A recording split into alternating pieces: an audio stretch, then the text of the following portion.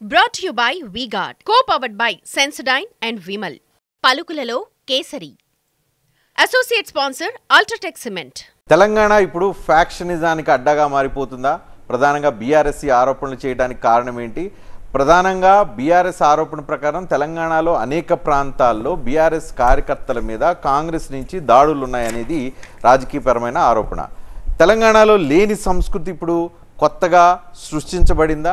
అది Congress party create చేస్తుందన్న BRS ఆరోపణలకు కాంగ్రెస్ నుంచి ఇస్తున్న క్లారిఫికేషన్. కొల్లాపూర్ దాటి జూపల్ గారు, కొల్లాపూర్ దాటి తెలంగాణ వ్యాప్తంగా ఈ దాడుల సంస్కృతి పెరిగింది. ఒకటి, రాజకీయపరమైన కోపాలు తాపాలు ఉన్న చోట్ల వెళ్ళి అక్కడ మనుషులను కొట్టేస్తున్నారు. ప్రధానంగా బీఆర్ఎస్ నాయకులను కొడుతున్నారు, అరెస్టులు చేయిస్తున్నారు. మొన్న క్రిషాంక్ దగ్గర నుంచి ఇంకా చాలామంది లిస్టు చెప్తూ ఉన్నారు. అరెస్టులు చేశారు రాజకీయపరమైన. నిన్న కొనతం దిలీప్ మీద కేసులు పెట్టించారు. సో ఇదంతా కక్షపూరిత వాతావరణంతో కాంగ్రెస్ పార్టీ బీఆర్ఎస్ మీద వెళుతుంది అనేది బీఆర్ఎస్ నుంచి వస్తున్న ఆర్గ్యుమెంట్. ఇప్పుడు దానికి నేను ఒకటి అడుగుతాను కేటీఆర్ గారు మంత్రిగా ఉన్నప్పుడు ఏం జరిగింది నేరేళ్లలో?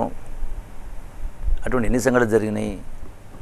అంటే అక్రమ ఇసుక దందా చేస్తూ ఉంటే దాన్ని ఆక్షేపించి అడ్డుకుని కార్యక్రమం చేస్తే లారీలతో దొక్కించే కార్యక్రమం చేసిన దానిపైన ప్రతిఘటిస్తే ఆ సందర్భంలో అక్కడ టోటల్గా ఆనాడు కేటీఆర్ ఇలాకాలోనే 3rd డిగ్రీ ఉపయోగించి అసలు మనిషి ఎందుకు పనికి రాకుండా అంగవైకల్యం వచ్చే బదుల్లో కోళ్ళ హరీష్ అని చెప్పని బానయ్య అని చెప్పని విపరీతం కొట్టి వ్యవహారం చేసినాం. అదొక నేను చెప్తా.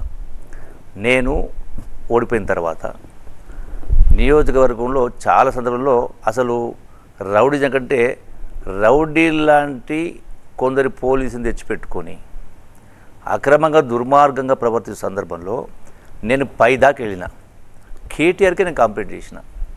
కేటీఆర్కి సాక్ష్యాలతో సహా చేస్తే అంటే మరి అది జరిగినటువంటి సంభాషణ 1-to-1 జరిగిన సంభాషణ చెప్పాలా వద్దు కానీ అన్న మళ్ళసారి వారికి అతను గెలవాలి కదా అంటే ఇది సంస్కారమా? సో గెలవాలి కాబట్టి అక్కడ రౌడీ పోలీసులు తీసుకొచ్చి గతంలో పెట్టారు. ఆయన మాట్లాడి మీకు చెప్పారు. ఆయన ఇచ్చిన జవాబు అంటే ఇది సంస్కృతియా, ఇది సంస్కారమా? అటువంటి వాళ్ళు ఈరోజు నా పైన బురదలే కార్యక్రమం చేస్తే ఏమన్నా అర్థం?